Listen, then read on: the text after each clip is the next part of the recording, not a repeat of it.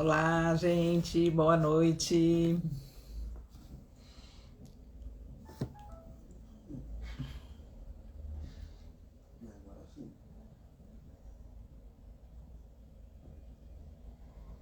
Olá, pessoal, boa noite. Vão chegando. Boa noite, Thalita. Boa noite, Liane. Boa noite, Silvio.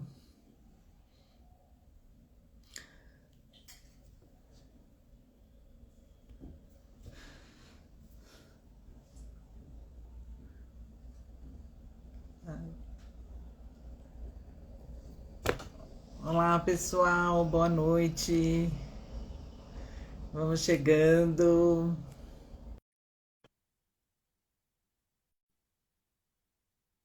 Oi, Eva, boa noite. Oi, Karina. Olá, doutor, tudo bem? Oi, Marta, tudo bem? Como vai? Tudo bem, tudo bem, graças a Deus. O pessoal está chegando aí, está entrando, né? Aí eu vou Ótimo. esperar o pessoal chegar mais pessoas, aí a gente já se apresenta, tudo bem? Você que manda. Então tá certo. Estava ansiosa aqui para a gente Ah, dividir esse conhecimento com o pessoal. tomara que consigamos fazer um papo bem legal. Sim. Estou aqui à disposição, Marta. Aham. O Mas, o pessoal deixou algumas perguntas também durante a semana para eu estar perguntando para o senhor, né? Então acho que vai ser uma coisa bem legal, porque eu vou trazer também esses questionamentos deles que me procuraram, então acho que vai ser bem rico. ótimo. Eu acho que a melhor estratégia é essa, é aproveitar a pauta que vem, né, da demanda e sem a gente propriamente preparar nada. Fica Aham. mais espontâneo. Também prefiro. É. Tá? E eu acho Eu que aí tentei você pode. fazer um roteirinho mais ou menos, assim, só para nos guiar Ah, um pouquinho, tudo né, bem. para não fugir de tudo isso, mas aproveitar aí tudo que eles deixaram, que eu acho que é muito legal, essa participação, eles terem o interesse pelo assunto, pela live, né? Perfeito. Tô, tô aqui, Tá preparado. certo. Então eu vou começar aqui eu vou me apresentar rapidinho e aí o senhor, na sequência, também se apresenta, por favor, tá bom? Tá ótimo. Então, pessoal, eu sou a Marta, né? Algumas das pessoas que estão na live já me conhecem. Eu sou enfermeira, paliativista, sou enfermeira há 20, estou na área de enfermagem há 27 anos. Trabalhei 20 anos na Santa Casa de São Paulo, com uma bagagem aí muito boa da experiência hospitalar, mas hoje eu atuo na assistência domiciliar, né? Eu tenho uma empresa que presta assistência domiciliar de cuidadores de idosos, né? E também temos os atendimentos de enfermagem. Então, hoje eu me foco bastante no cuidado paliativo, que é o que a gente vai falar também um pouquinho hoje. E foi uma demanda que foi acontecendo na minha vida, porque quando eu estava lá no hospital, eu já tinha uma grande preocupação com alguns assuntos. E aí, quando eu resolvi montar o serviço de assistência domiciliar, eu me vi na obrigação de buscar mais conhecimento, né? E assim, a vida me levou para a gerontologia, né? Durante a minha atuação toda hospitalar, eu nunca me interessei muito por pediatria ou alguns outros assuntos, mas assim, gostava muito dessa parte do adulto e de gerontologia. Então, caminhei, fui me especializar em geronto para eu conseguir dar uma assistência adequada, né? Porque a vida foi me levando, né? Então, a empresa, hoje, a gente tem atendimentos mais com pessoas idosas. Eu sempre falo, se eu juntar eles, dá 3 milênios, né? Mas eu gosto muito disso, e aí as doenças crônicas, elas acabam esbarrando muito no cuidado paliativo, né? E a vida foi levando, assim, a buscar mais informações em cuidados paliativos para que eu desse uma assistência adequada. Então, foi mais ou menos esse caminho que eu tracei até aqui, e foi a minha busca em fazer a live com o senhor, porque o senhor é oncologista, né? E eu queria muito trazer esse conteúdo para o pessoal, e a gente atende muito cuidado paliativo e em oncologia também na nossa atuação hoje. Tá bom? Perfeito, perfeito. Então, estou preparado. Eu vou rapidamente me apresentar. Primeiro, Uhum. Marta, pela oportunidade, e é de fato uma oportunidade. Eu sempre falo, aprendi com a minha esposa o seguinte: se tiver 3 ou 30 pessoas nos ouvindo, tá valendo, né? Uhum. Basta a gente lembrar quando que a gente conseguiu fazer 3 ou 30 nos ouvirem. Então, vamos Sim. conversar de uma forma bem tranquila. Mas eu sou oncologista clínico, tá? Sou formado Uhum. já há 20 anos. Minha formação médica é aqui em Campinas, sou formado pela PUC. Fiz minhas residências Uhum. de clínica médica e de oncologia no Hospital das Clínicas, em São Paulo. E voltei para Campinas para fazer a parte assistencial da especialidade que eu, de fato, sou apaixonado. Eu Uhum. adoro falar Sim. da oncologia. Estou há 15 anos dentro de um grupo que é, de fato, a minha casa, que é o Oncocamp. E tenho, na Uhum. realidade, é, acho que uma vontade de propagar a maneira que eu aprendi também a conduzir os pacientes com esses princípios do paliativismo. E Uhum. enxergo de forma verdadeira, eu sempre falei isso, o oncologista tem que ter esse programa instalado, né? Sim. Obviamente, saber executá-lo, tá? Então, Uhum. vamos falar de tudo. Eu topo falar da oncologia de uma forma geral. A gente até falou assim, vamos falar da prevenção aos cuidados paliativos, né? Uhum. No final das É contas, nós verdade. vamos descobrir que falar de oncologia é falar muito de cuidados paliativos, né? Independente Uhum. do momento que a gente estiver falando, no momento da história Sim. da doença, tá bom? Uhum. Então, Eu acho que alguma das pacientes do senhor deixou aqui, é um mega médico, um anjo. Na verdade, o meu interesse em fazer a live com o senhor foi por conta das postagens. Eu achava uma forma assim muito humana e muito bonita do senhor expor algumas coisas no Instagram. E eu falei, nossa, que legal. Foi por isso que eu acabei seguindo e tive o interesse, né? Porque, assim, a base de tudo é muito a humanização, a forma do lidar com as pessoas, e eu senti muito isso lá nas postagens do senhor, nos casos. Eu sempre deixava uma respostinha, curtia tudo, mas me interessei, viu, Maria Regina, também por conta disso. Achei ele um médico muito legal. muito legal ouvir isso, porque quando eu comecei a entrar nas redes sociais, eu via que a gente, obviamente, precisava se mostrar como é, né? E, Sim. e isso realmente acontece com muita espontaneidade. Hoje é uma Uhum. coisa muito legal, assim, saber que as postagens transmitem essa sensação, tá? E Sim. Repercute dessa forma, né? dessa forma. Que legal, bom saber. Então, e aí eu até vi lá, fui explorar um pouquinho a página do senhor e vi que o senhor também teve essa escolha, né, da oncologia. Eu li um postinho lá rapidamente que durante a graduação da formação do senhor, desculpa, o senhor teve um problema, a mãe foi diagnosticada com câncer. Eu achei isso muito legal do senhor trazer isso, e eu acho que até para os pacientes entender um pouco do que, porque gosta da oncologia também, né? Achei muito interessante isso do senhor expor.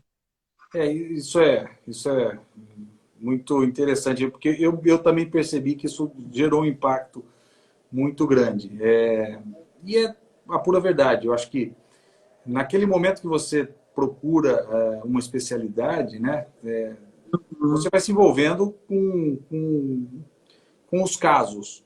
E Sim. num momento muito importante da minha formação, quarto ano de faculdade, que você já está no hospital, basicamente decidindo se você quer área clínica ou área cirúrgica.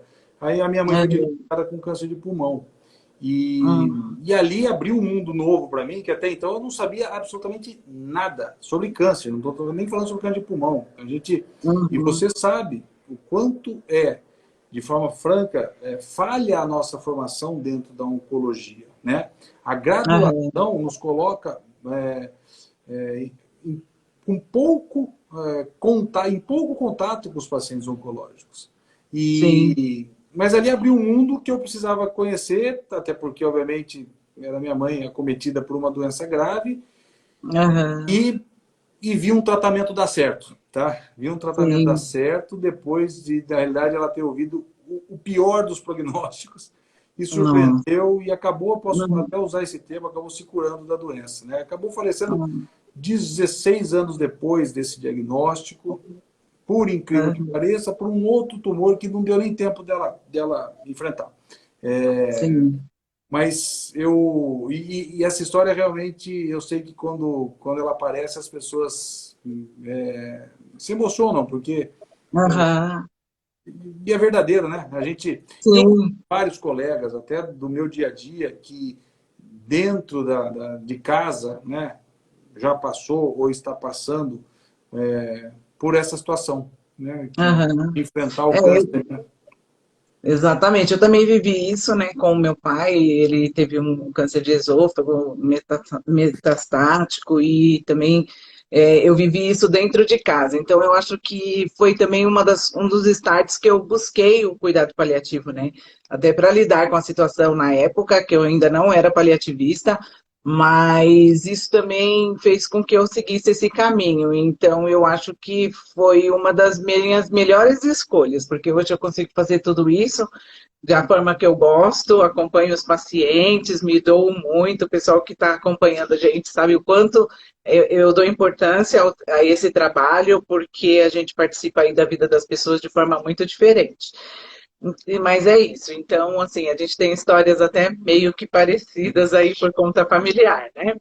E aí, doutor, eu também, já entrando um pouquinho no assunto de oncologia, eu entendi assim que a oncologia ela é dividida entre oncologia pediátrica e oncologia clínica, certo?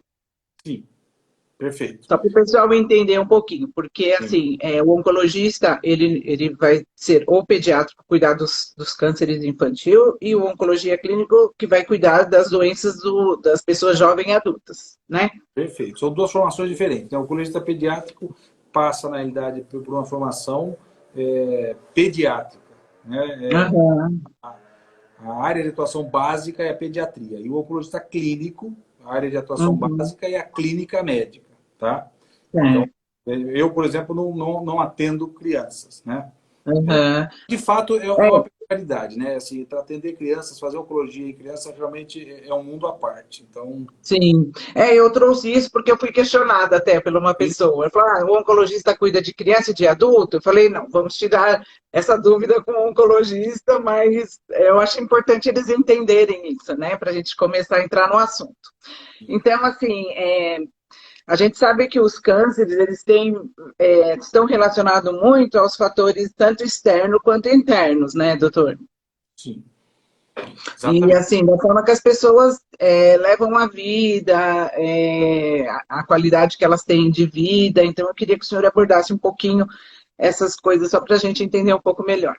Claro. De uma forma ampla, né, a gente tem que sempre falar o seguinte: o câncer ele não tem uma causa isolada, né? Ele é Uhum, fatorial. Existem fatores sim. intrínsecos, né, aqueles herdados ou desenvolvidos, né, tipo mutações, Uhum, por exemplo, que aumentam a chance de uma pessoa, de repente, ser portadora de um câncer. é. Muito basicamente, mas eu acho que a ideia é justamente essa, a gente tem que lembrar que o câncer, na realidade, é um crescimento desordenado de células que Uhum, perderam o controle de se autocontrolarem, né? sim. E, e fatores externos, na realidade, podem acelerar, né, ou servir, na realidade, ou servirem, né, de promotores para que aqueles fatores intrínsecos se manifestem, entendeu? Então, por exemplo, uma predisposição herdada, por exemplo, ao câncer de pulmão, é, associada, aliada a uma exposição ao tabagismo, cria, na verdade, um ambiente propício para uma célula defeituosa ser criada e propagar. Tá? Então, Sim. nós não temos uma causa só. Essa causa, ela de fato é Uhum, multifatorial. E essa associação entre os fatores intrínsecos e os externos é o que uhum. determina, na realidade, o risco de câncer. Certo. E aí, quando a gente fala de fatores externos, a gente pode falar sobre radiação, algumas profissões que põem a pessoa expõe a maior risco, né? Exemplo, uma mina de minério, uma mina de carvão, que as pessoas não utilizam adequadamente um EPI. Então, é um fator que pode contribuir para uma manifestação futura de câncer, né? Perfeito, perfeito. E aí, Hoje, quando a gente... Oi, né, desculpa. fala assim, exato, você usou termos muito interessantes, é o seguinte, é, alguns fatores externos consagrados, né? Por exemplo, exposição à Uhum. radiação para câncer de pele, exposição Sim. aos carcinógenos que existem dentro do cigarro, por exemplo, Uhum. ou de outros poluentes que a gente inala, né, na atmosfera ou no ambiente de trabalho, tá? Sim. Então, exemplos. Hoje a gente sabe, fator de risco ao câncer, a obesidade, o Sim. sedentarismo, né? Uhum. Então, são fatores, na realidade, que estão muito próximos da gente, né? Sim. Hoje a gente tem muito risco realmente rodando, nos rodando. Aham. E aí se a gente tiver esse pensamento, né, as causas intrínsecas, né, as internas, elas também podem ser as fases hormonais que são modificadas, a parte imunológica da pessoa, a mutação genética, muitas vezes, né? Então, pode ser aí um start para que essas células elas se reproduzam de forma inadequada, é isso? Exatamente isso. Uma coisa que eu sempre vou falar é o seguinte, ó, o câncer ele sempre é genético, mas não Uhum. necessariamente hereditário. Existe uma confusão normal da cabeça do leigo entre genético e Sim. hereditário, tá? Genético Uhum. é uma doença do DNA. Ele tem a Sim. origem no DNA. Esse DNA pode Uhum. ser alterado, tá? Ou pode ter sido herdado já com uma alteração, né?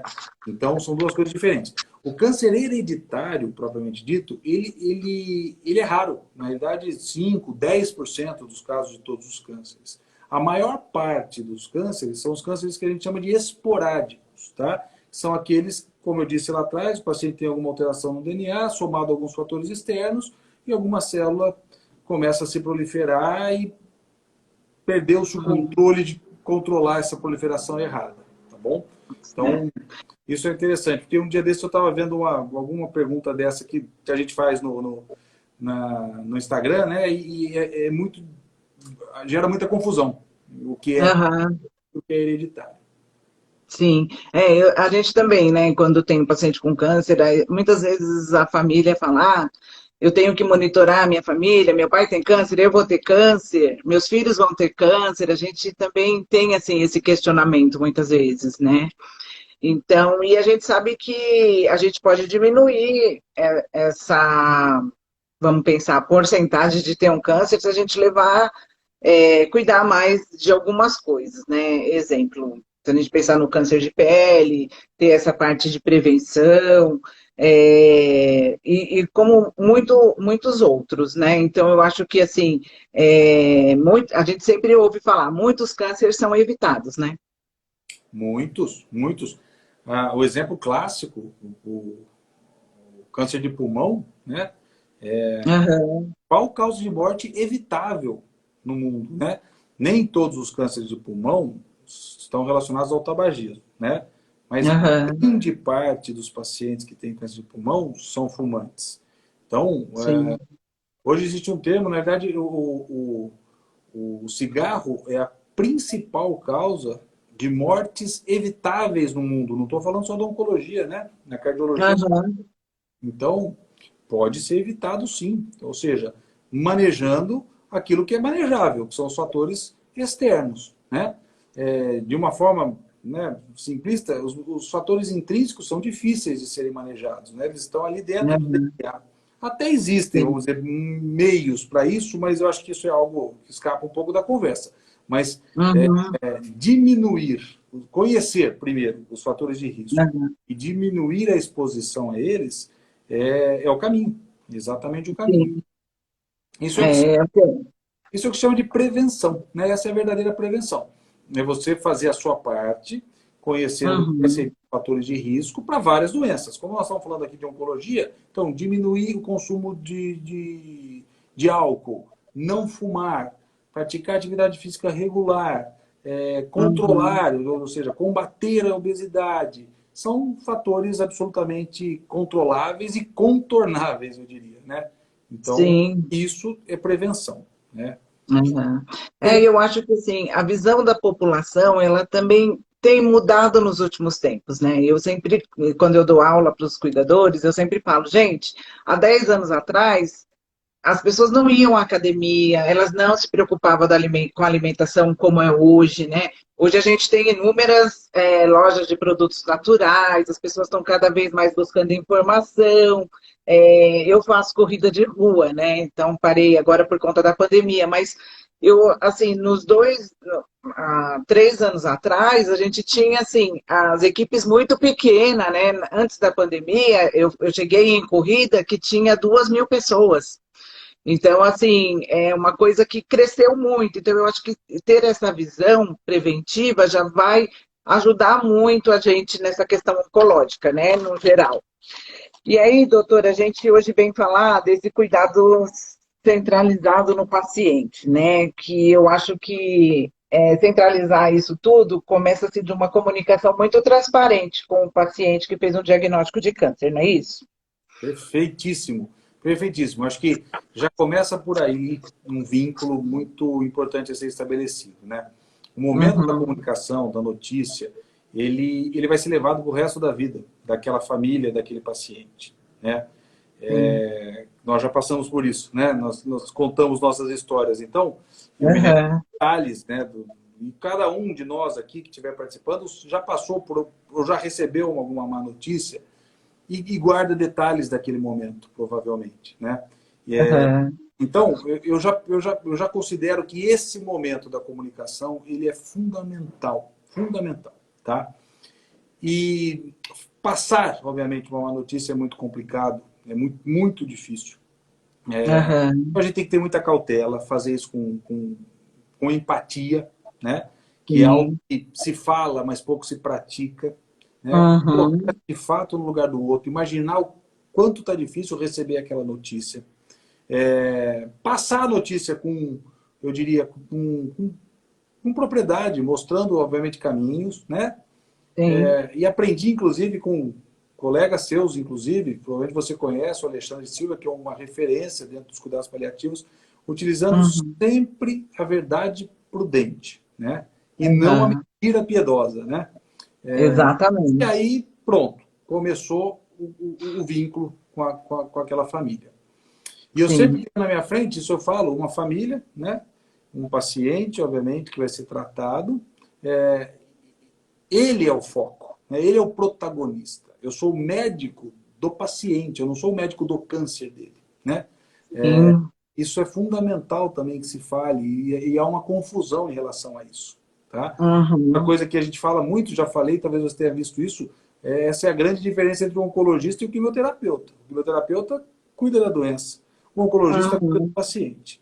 E aí, É. aproveitando todo o ensinamento que os cuidados paliativos nos trazem, né? Uhum. Aquela atenção preocupada em aliviar sofrimentos, desde a época, desde o momento da comunicação até o tratamento, a terminalidade, do paciente e da família dele, né? Não se esqueça Sim. que na definição de cuidados paliativos, né, o apoio, o alívio do sofrimento aos familiares também faz parte da definição da OMS. Então, Na verdade, trazer a família, o envolvimento familiar dentro dessa situação, né, que também gera assim, um resultado muito positivo dentro de tudo isso, não é? exatamente. Isso é outra coisa interessante, né? Porque a gente está tratando um paciente que, para a gente, pode ser só mais um paciente, né? Mas do lado de lá, é um pai, é um esposo, é um É o profissional, amor de alguém. é o amor de alguém. Exatamente. Uhum. Então, perfeito. E a gente entende, né? E muitas vezes é motivo de conflito, naturalmente, a relação médico-família-paciente, né? Uhum. Mas Ah, sim.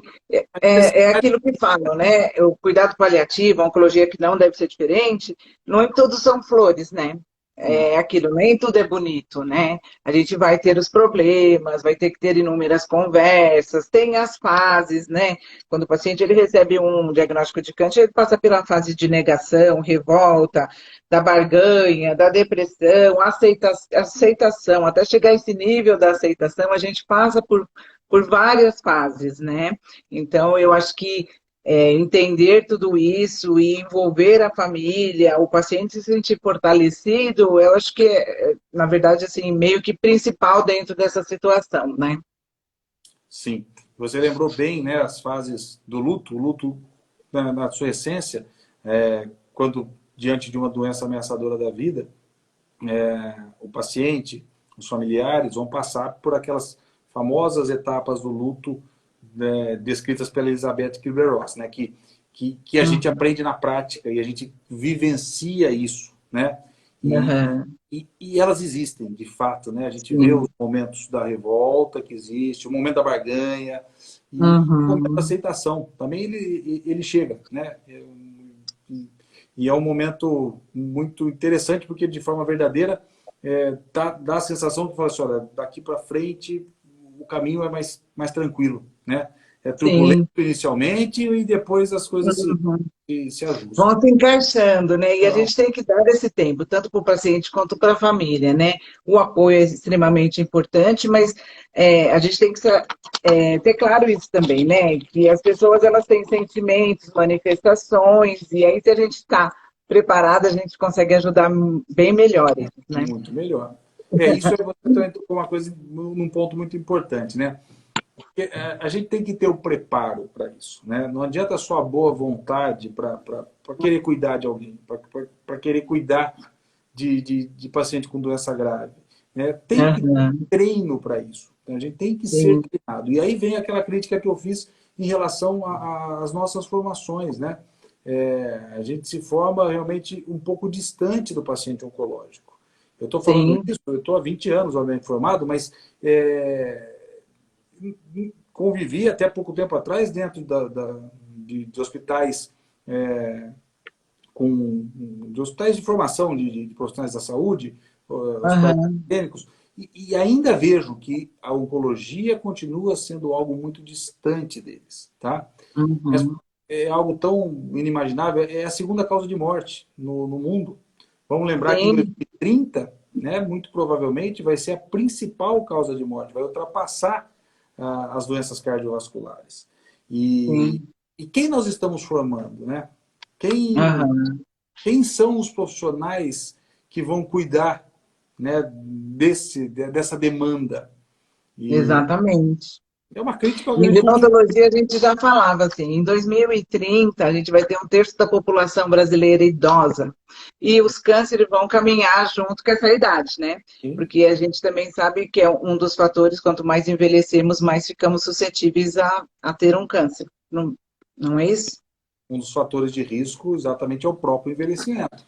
Porque o que Uhum. acontece? Né?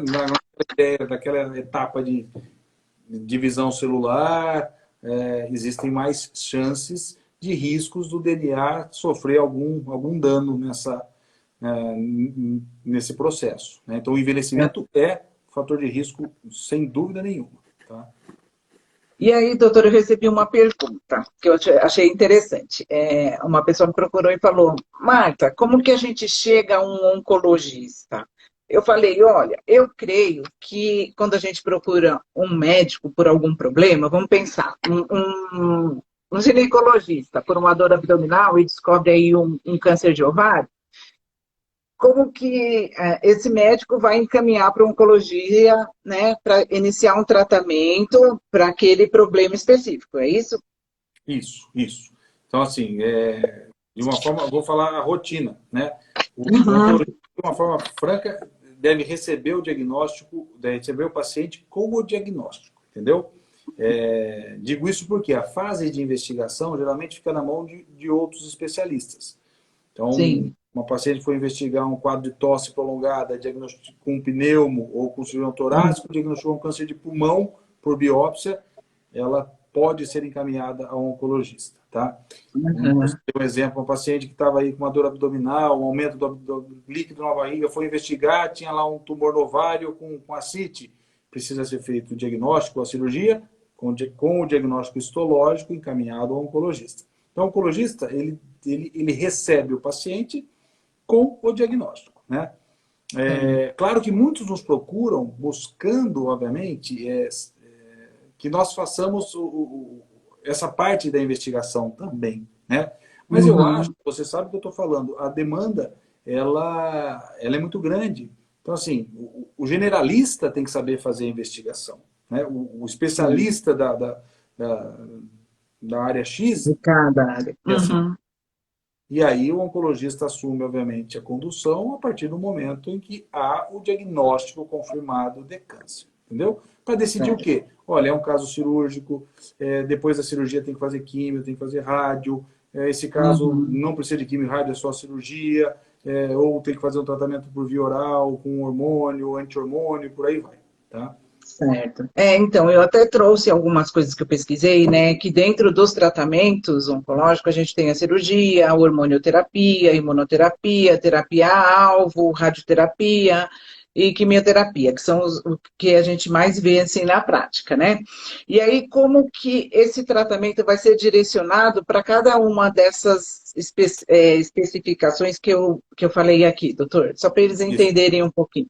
Eu diria assim, aí você citou o nosso arsenal terapêutico, né? Esse é o arsenal terapêutico. Então é químio, é rádio, é imuno, terapia-alvo, hormonoterapia. Mas cada tipo de tumor tem o seu tratamento específico, né? Vamos lembrar Uhum. o seguinte, as pessoas não sabem disso. Existem mais de 100 tipos de cânceres, 100 tipos de cânceres, se nós subdividirmos, tá? Às Sim. vezes, só para você ter uma ideia, um câncer de mama pode ser tratado, por exemplo, só não, mas com cirurgia e, e anti-hormônio, que é a hormonioterapia, tá? Com Uhum. comprimidos, ou essa paciente pode precisar de cirurgia, rádio, químio e até imunoterapia. Ou seja, isso depende da característica do tumor. Né? Depende da maneira que esse tumor vai ser diagnosticado. Então, o patologista é peça fundamental para o oncologista. É Sim. ele que passa para a gente, na realidade, que doença é aquela. Porque, Uhum. Marta, nós temos que pensar o seguinte: os tumores têm suas peculiaridades, né? Então, Sim. existem tumores, por exemplo, dando exemplo para mostrar como muda. Existem tumores mamários muito pequenos que precisam de um tratamento por um ano, por exemplo, com químio Uhum. e terapia-alvo. Existem tumores grandes da mama que, de repente, a cirurgia e a radioterapia são suficientes, entendeu? Então, Uhum. não dá para falar, obviamente, do arsenal por completo. Esse é o arsenal, mas Sim. aí cabe ao oncologista, olha, Direciona isso conforme tumor, estado da doença e exatamente, tudo mais. exatamente. E nós estamos Uhum. numa era, assim, realmente da personalização do tratamento, né? Além disso, Uhum.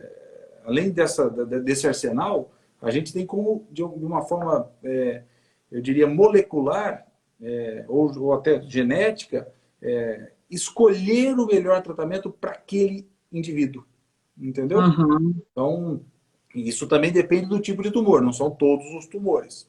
Mas existem alguns Sim. tumores que a gente consegue fazer uma investigação genética e falar, olha, esse tumor deve ser tratado melhor com a droga específica tal, entendeu? E Uhum. então, é uma nova Sim. era, isso realmente... E falando de nova era, a gente percebe que tem muito êxito, né, doutor, nos tratamentos, né? Que, assim, fazer um diagnóstico de câncer não quer dizer que tudo está acabado e que eu não vou ter. Porque a palavra assusta demais, né? Mas hoje eu até acompanho lá na página do senhor que evoluiu muito tudo, né? Então, hoje, como o senhor falou, né? Um câncer de pulmão, que a paciente viveu mais 18 anos, né? Eu tenho uma paciente que tirou a mama há 35 anos atrás e está super bem. Então, assim, hoje, com o avanço de tudo, com evolução dos tratamentos, eu acho que a gente tem que desmistificar isso também, né? Ah, eu tenho câncer, vou morrer. Ah, eu não vou ter É, como tratar, vou me desesperar. Eu acho que não é o caminho, né? lógico. E assim, o câncer carrega consigo inúmeros estigmas. Uhum, Vamos concordar, lógico, é um nome que ameaça a vida, né? impactante, né? Impactante. Mas o diagnóstico hoje, ele é comum até porque nós começamos a aumentar o rastreamento, Uhum, diagnosticar precocemente e submeter esses pacientes a tratamentos numa fase que a doença ainda é curável, tá? sim. Então, existe uma importância, obviamente, até de desmistificar que o câncer é uma sentença de morte, porque se ele for Uhum, diagnosticado numa fase inicial, esse paciente está curado. E dependendo da situação, está curado com cirurgia. Ele não precisa nem complementos, exato. entendeu? Uhum, Então, e é isso que eu estava falando em relação à história da formação, né? Às vezes a gente uhum, ainda tem dificuldade, mesmo dentro do hospital, mesmo diante de sim. pessoas que têm formações na área da saúde, de entender, obviamente, que o câncer é uma doença comum, né? E precisa Uhum. ser procurada para ser resolvida precocemente. Sim. E aí, falando nisso, aí eu lembro das campanhas, né? Qual a importância das campanhas, né, doutora? A gente sabe que Muito. a campanha mais forte dentro de tudo isso é a campanha da prevenção do câncer de mama, do Outubro Rosa, né? Eu fui fazer até uma palestra numa empresa onde as pessoas, elas, mesmo assim, sendo tão evidente a campanha, né? Porque é uma campanha mundial e muito forte, muita gente ainda tinha muitas dúvidas, sabe? Então, agora está aí crescendo cada vez mais as campanhas, que eu acho que isso também é um grande alerta à população e faz com que a pessoa comece a se olhar de uma forma diferente, procure os médicos específicos para quando tem alguma irregularidade no organismo. Eu acho que isso que é extremamente importante. Eu acho que é uma das coisas que a gente tinha que apostar mais nas campanhas, Sim, né? Eu participei agora em julho da campanha verde, porque eu acabei de operar o câncer de tireoide, né? Então, eu acho que assim, isso também faz com que melhore muito para a população essa questão de pensar em prevenção, de pensar em tratamento, né? Eu acho que é uma das coisas assim que deveria ser muito forte dentro da oncologia, que eu acho que também é um pouco, fica um pouco falho. E Marta, você tocou num assunto importante. Essas campanhas, elas têm impactos muito maiores do que se imagina, né? Hum, Eu acho que um dos impactos que ela tem, na realidade, é a desmistificação. Já começa por aí. sim. Porque você assim, determina um mês inteiro para falar de um assunto pesado, né? Por exemplo, Uhum, rosa. É, e o engajamento é enorme. E falo isso sim. verdadeiramente. A mulherada dá show pra gente nas campanhas de Outubro Rosa, né? Elas, Uhum. elas inventam até o que fazer. Fala assim, ó, já tá bom, já entendemos, já entendi que tem que fazer mamografia, já entendi que. Mas vamos fazer o seguinte: vamos falar sobre lenço, vamos falar sobre maquiagem, Aham, e elas se, se reinventam, né? E sim. então desmistificar uma é um dos ganhos que essas campanhas trazem, né? Sim. E fora do Brasil, por exemplo, né, o Outubro Rosa já fazia sucesso. Agora, há alguns anos, Uhum. virou realmente um evento. Pelo menos para nós da oncologia, de forma verdadeira, tem toda hora uma palestra para fazer, um evento para participar. Então, é muito legal. Eu fico feliz também, assim, com esse reflexo que tem as É, campanhas. Eu acho muito importante, mas ainda acredito que a gente tenha que envolver mais alguns assuntos dentro das campanhas. Mas, doutor, como a gente falou que ia falar um pouquinho, como o senhor deixou lá o recadinho na minha página sobre o mitos e verdades, eu trouxe aqui um bate-debate, pode ser? Ah, vamos embora, vamos embora. Legal. Então, vamos lá. É, era até uma das que a gente já comentou, que todo câncer é hereditário, que Não, isso a gente não. eu vou É, respondendo assim direto, entendeu? Porque eu acho que é mais tá, fácil. Por causa do tempo também. Tá? O câncer de mama só acontece em quem tem histórico familiar? Não, Não. não. O câncer tem cura? Tem cura, especialmente se diagnosticado precocemente. Todo tumor é um câncer? Não. Existem tumores benignos, né? O que caracteriza o câncer é a capacidade que ele tem de se metastizar, que é se espalhar, tá? Tumores Uhum. benignos não têm essa capacidade. Então, nem todo tumor é câncer. Uhum. Pessoas que convivem com pessoas que estão fazendo tratamento de radioterapia, elas correm risco? Não, não correm risco, tá? Nenhum risco. Essa eu achei engraçado, mas eu acho legal também. O uso do micro-ondas causa câncer? Não, não temos nada que comprove isto. Não. Certo. É, manchas, todas as manchas pretas ou que crescem rápido, elas podem ser câncer? Podem. Lesões cutâneas, melanocíticas, como a gente chama, escuras, né? Uhum. Dadas, enegrecidas, devem ser rastreadas por dermatologista para fazer um exame chamado dermatoscopia, que é olhar essa pinta na minuciosidade, tá bom? Uhum. Então, É, podem ser câncer sim. Mas veja bem, nem toda pinta é câncer, tá? exato. Uhum. Mas é um alerta para que tenha Olha, que ter visto, né? especialmente dos pacientes com pele muito clara, né? Uhum. O perfil, vamos dizer, extremo é aquele paciente de pele muito clara, de olhos claros, por exemplo. Pintas Uhum. nesta população que mudam suas características devem ser rapidamente avaliadas e tiradas. Certo. E a última do mito ou verdade, o consumo de carne vermelha abusivo pode causar câncer? Pode, verdade. Existe realmente uma relação direta do abuso de carne vermelha e carnes Uhum. processadas, né? Esse é um risco muito maior, que são carnes processadas. Presunto, salame, linguiça, em aumenta a chance de câncer no trato gastrointestinal, tá? Uhum. Especialmente estômago, cólon e reto. Certo. E toda a quimioterapia, ela faz cair o cabelo? Não, nem toda quimioterapia. Isso depende da quimioterapia, tá? Depende do tipo do tumor que está sendo tratado. Cada tumor tem o seu tratamento e Uhum. nem toda quimioterapia traz queda do cabelo. E o cabelo não precisa cair para a quimio fazer efeito, entendeu? Às vezes tem gente que vai, Sim. o cabelo não caiu, significa que a quimio não fez efeito. Não tem relação nenhuma.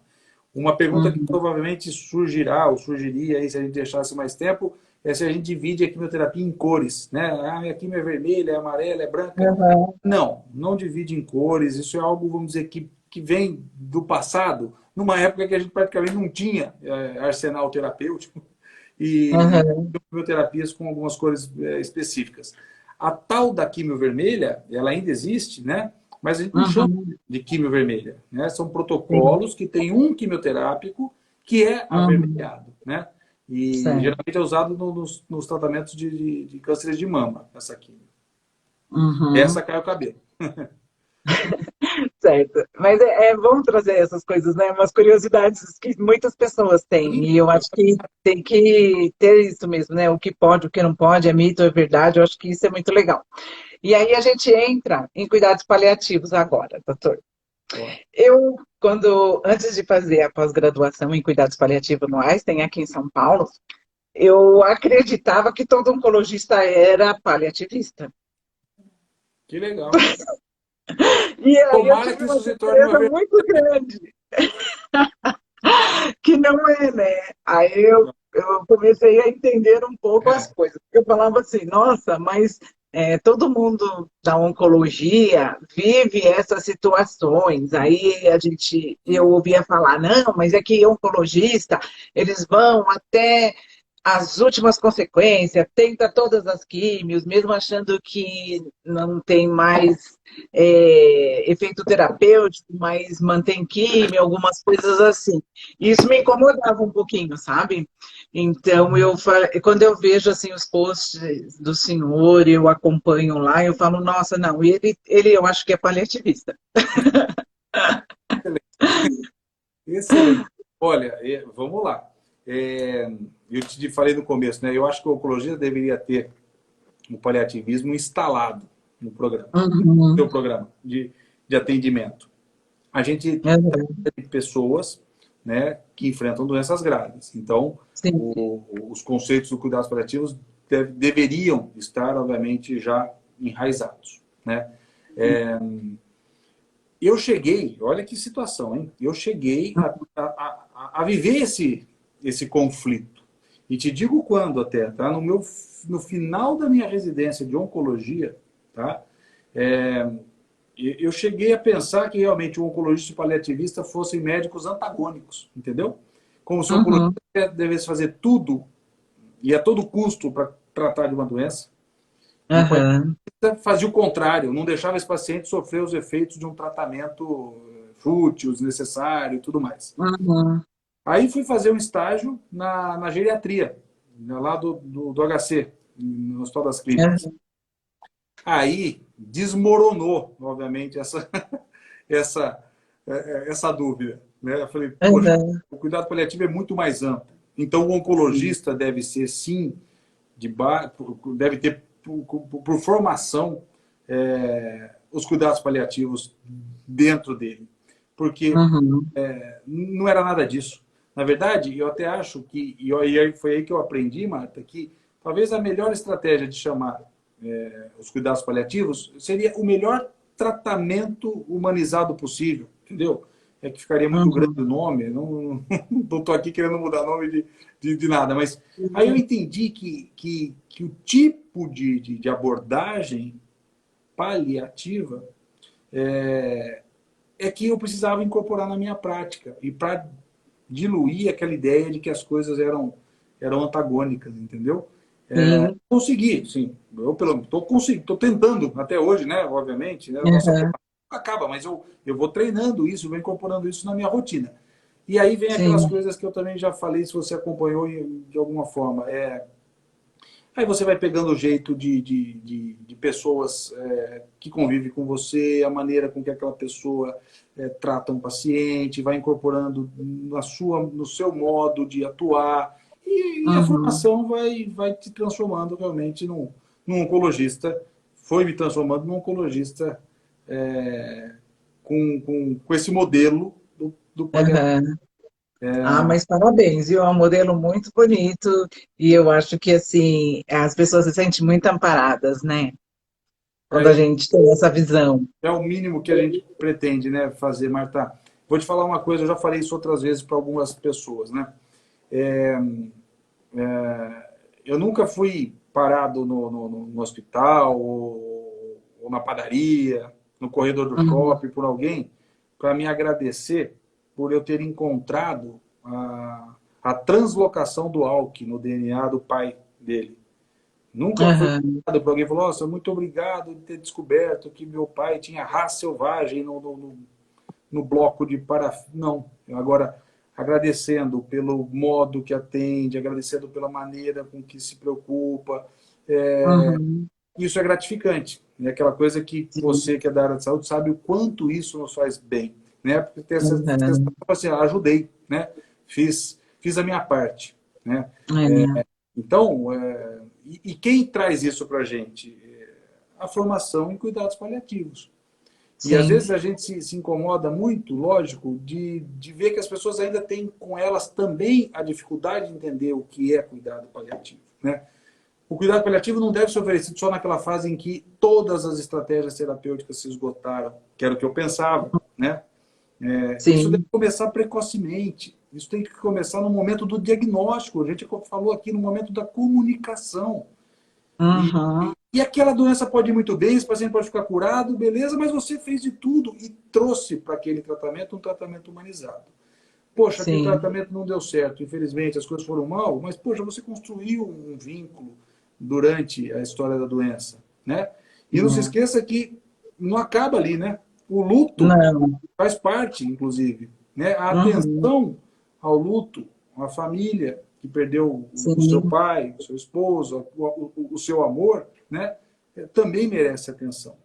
Então, Uhum. é algo muito, muito amplo, né, Marta? É algo realmente que também precisa ser desmistificado. Sim, Muitas é pessoas porque... acham que paliativo é o quebra-galho, né? Ah, Uhum. paliativo é o quebra-galho, né? O- vamos dizer, a mensagem que muitos associam quando a gente fala do termo paliativo, né?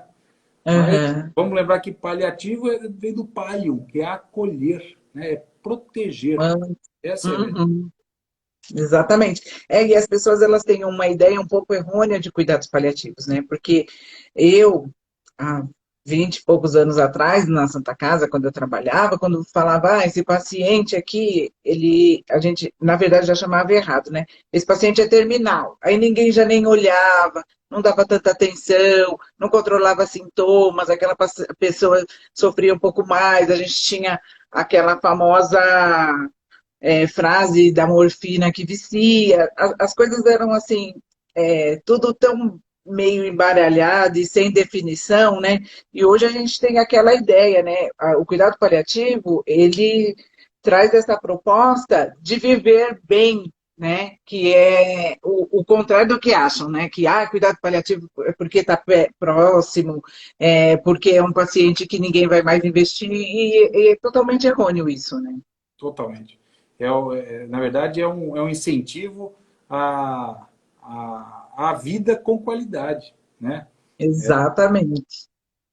Então, e isso cabe a gente, Marta, cabe a nossa formação, levar para frente, desmistificando, quebrando barreiras, que em um determinado momento, obviamente, é, a mensagem acaba chegando. Porque assim, a gente sabe que o cuidado paliativo é para acolher, é para proteger, aliviar sofrimento, é abraçar essa situação da forma psicossocial, espiritual. Então, assim, a gente tem as causas emocionais, lógico, de todo o tratamento, mas assim, é uma visão muito diferente, né? Eu sempre trago o exemplo da Ana Mi, né? Que acho que o senhor Ela, também já pelo amor, ela não existe. conhece, tem os livros, né? Que ela é uma paciente com diagnóstico de câncer metastático e está em tratamento há 10 anos, né? Então, acho que, assim, a forma que ela vive, que ela expõe as coisas, ela vive todos os dias, né? Então, é aquilo, é trazer a vida aos dias e desmistificar isso, que cuidado paliativo é uma coisa ruim, totalmente, que, lógico, a gente sabe que vai ter alguns problemas, que vão acontecer algumas coisas no caminho, mas tirar essa ideia do ruim, né? Sabe, até acho de forma franca que a Anami, na minha opinião, ela passou a ser uma leitura obrigatória para quem cuida de pacientes em estado grave. Uhum. Nós estamos falando Sim, de formação, né? Então, sim. ler a parte técnica da Elizabeth Kubler-Ross, que nós comentamos, da Cicely Saunders, mas Uhum. a leitura prática do que é enfrentar o câncer há 10 anos, com uma doença incurável como ela, é algo Uhum. inacreditável, inacreditável. Nós chegamos a fazer Sim. um evento, Maratona, ano passado, com ela, para 50 pacientes nossos, tá? Foi Que legal. assim, inacreditável, foi inacreditável. Foi algo assim, ela não existe. Ela É. realmente é um exemplo para a gente. E trazer mesmo essa proposta, né, do que envolve o cuidado paliativo, né? E assim, eu acho que quando a gente fala de formação, a gente não teve, eu pelo menos não tive nada de cuidado paliativo na minha formação. Eu sou formada pela Santa Casa de São Paulo e há muito tempo, né? Mas, assim, era uma coisa que é aquilo que eu falei para o senhor, no hospital a gente lidava com o paciente dessa forma, né? E hoje, nossa, quando eu fui fazer a pós-graduação, cada assunto, cada disciplina me colocava assim a pensamentos que eu vinha e não dormia, sabe? De pensar em situações vividas e saber que é tudo muito diferente, né? E que a gente pode fazer a diferença dentro disso, né? Tendo conhecimento e querer mudar as coisas, né? Eu oriento muito a minha equipe. A gente trabalha com cuidadores com visão paliativa já, trabalhamos com enfermagem dentro do grupo com visão paliativa, temos enfermeira paliativista na equipe também, e assim, cada vez mais trazendo o tema, explicando, fazendo uma parte educacional mesmo, que eu acho que falta um pouco ainda, né? Sim. Não, e vocês, acho que, obviamente, pode ter certeza que eu estou falando como um amigo, é, propagam esse tipo de atendimento, entendeu? E o paciente, a família, percebe que há um treinamento para isso, tá? Uhum, E eles querem isso, sim, né? Naquele momento, eles querem uma pessoa, obviamente, humana, uma pessoa uhum, preocupada, mas treinada para cuidar sim. bem Para saber e lidar com as situações, né? Controlar sintomas no hospital é uma coisa maravilhosa. Se controlar sintomas em residência é um É desafio, na muito verdade. difícil, é muito difícil. Isso eu tentei fazer, estou falando de verdade, nós tentamos fazer controle de sintomas, um grupo para atendimento domiciliar, é realmente muito difícil, né? Não Uhum, são todos os sintomas que a gente consegue paliar com o paciente em casa, sim, né? Embora talvez seja de fato o melhor lugar, mas eu aprendi que na verdade o melhor lugar depende do caso, né? exatamente. É necessário, sim. A gente tem realmente um suporte Uhum. que pode ser mais forte dentro do hospital do que em casa. Mas, É assim, é muito desafiador quando a gente fala disso, né? E a gente tem situações que o paciente, ele, ele quer ficar em casa. Então, a gente tenta montar a estrutura melhor possível para que isso aconteça. A gente, como tem enfermeiros paliativistas, a gente tem toda essa parte de poder medicar, fazer uma hipodermóclise, instalar uma soroterapia, é, ter mais recursos do que um cuidador só de idoso faz, né? Então, eu acho que isso que é também um diferencial da empresa aqui, que traz para os pacientes e para os familiares deles. Eu acho que sim, mas, assim, é uma proposta desafiadora mesmo. Eu vivo isso todos os dias, as dificuldades, mas ao mesmo tempo muito gratificante tudo isso. E eu sempre falo, quando eu estou dentro de uma situação paliativa, que assim, na verdade, eu fui escolhida, né? E me sinto super honrada por isso, por participar deste momento com a família e de poder levar esse conforto, né? Porque enquanto a gente consegue manter, é lógico que vai ter situações que está acordado ter o cuidado paliativo, terminalidade numa residência, mas que tudo muda no caminho, isso também faz parte, né? Isso é sim. humanizar também, né? Nem todas as situações a gente vai conseguir resolver lá, então isso a gente deixa bem claro também, sempre tem médico envolvido junto, que a gente possa trocar ideias e conversar com a família, fazer as reuniões e decidir o que é melhor, mas eu acho que é esse mesmo caminho, é falar do assunto, é trazer conhecimento, né, para o pessoal. Nosso tempo está quase acabando, doutor, mas assim, eu fico extremamente feliz do senhor ter aceitado o meu Eu que convite de vir agradeço, conversar, imagina. de dividir tudo isso. Eu que agradeço. E eu te falo, complementando tudo que você falou muito bem, lembrando que não se faz cuidado paliativo sozinho, né? Ele precisa Sim. multidisciplinar, mas multi Uhum, mesmo, tá? É uma equipe de enfermeiros, auxiliares, fonoaudiólogos, terapeutas ocupacionais, fisioterapeutas, uhum. nutricionistas, é, enfim, até mesmo é, voluntários, né? Tem gente que Exatamente. tem jeito, né, para cuidar do outro, e se for muito bem treinado, ele vai ajudar. Então, Sim. que eu aprendi também, né? Não adianta, a gente nem pensa. Exatamente. Quando a gente fala de equipe multi, ainda a gente tem, o senhor sabe de todas as dificuldades, né? Tem hospitais que a equipe é bem restrita ainda, hospice, assistência domiciliar, que acaba ficando muito ali engessada no enfermeiro e no médico, porque eu acho que ainda a gente não tem tantas equipes preparadas e também é difícil montar a equipe e ter essa visão. Exemplo, eu faço assistência domiciliar, mas nós atendemos pacientes crônicos em cuidados paliativos, nós assistimos pacientes oncológicos, mas assim, ainda não é aquilo que é o totalmente adequado. A gente tenta se unir essas equipes, né? Igual no domicílio, Muitas vezes a gente não tem a gente tem o físio, mas não tem o fono, a gente tem o cuidador, tem o familiar participativo, então a gente vai tentando aí criar redes, né?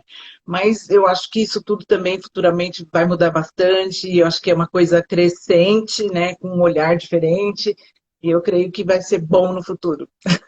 Vai, já está sendo bom. A gente já tem visto mudanças nesse cenário, né? Nós vamos conseguir. Uhum. Parabéns pela sua equipe.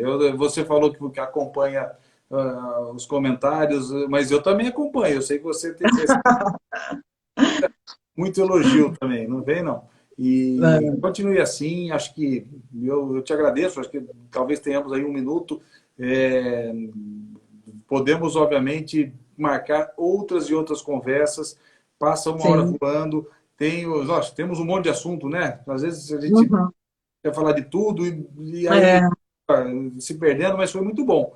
Acho que conseguimos Uhum. falar de forma leve e bastante fácil, de fácil compreensão sobre oncologia, cuidado e, e, É, e mas é isso mesmo. Acho que a proposta era essa, era trazer um pouquinho, aclarar um pouquinho para as pessoas essa parte oncológica, falar um pouquinho como nós fizemos, um pouquinho de tudo, tudo meio rapidinho, mas eu acho que a proposta era essa mesmo, trazer o que as pessoas haviam me perguntado, e deixar esse contato aí aberto. Eu espero que vocês, pessoal, também comecem a seguir aí a página do Dr. Otávio, tem eita, conteúdos obrigado. maravilhosos, eu acompanho diariamente. E é isso aí, mas extremamente feliz por isso e para estar colaborando um pouquinho aí com a sociedade, dividindo o nosso conhecimento. Perfeito. Acima e embaixo. Então tá bom, doutor, muito obrigada, boa Obrigado e noite até e até breve. a próxima. Obrigado, agradeço a turma que nos acompanhou. Bastante gente. Uhum. Talvez, infelizmente, faltou de responder alguma coisa daqui, ó, mas qualquer coisa manda lá no direct que eu respondo algo que ficou para trás. Certo, tá bom. É porque é tão corrido, né? Ou a gente lê, ou a gente fala, É, é meio complicado as lives, é mas tudo. eu fico também sempre aberta a responder tudo, ou no particular, ou mesmo lá na página. O pessoal sabe, está acostumado aí a me procurar e fazer as perguntinhas. Tá Ótimo. bom? Tá bom. Obrigado, Marta. Até mais, viu? Até. Tchau, tchau. Gente, muito obrigada por acompanhar a gente. Teve um público muito bom. Obrigada mesmo de coração. E a gente está aí à disposição para tirar as dúvidas de vocês ou aclarar alguma coisa que passou aqui na live, tá bom? Um abraço forte, boa noite para todo mundo. Se cuidem. E é isso, gente. Tchau, tchau. Tchau, tchau.